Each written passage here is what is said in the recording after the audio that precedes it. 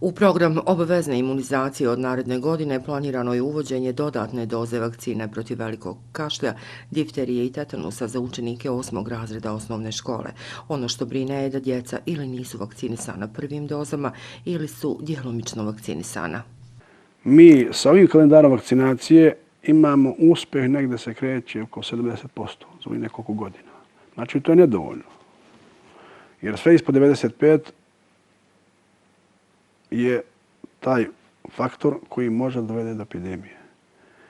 Uvođenjem 4. doze, slažem se da je to bolje, jer ima veći broj doza, ali sad da bi neko primio 4. dozu, on mora da primi i ostale doze. Razumijete? Ne može neko da primi samo u tom uzrastu, nego mora se nadoknade vakcine koje su propuštene, pa onda ovo.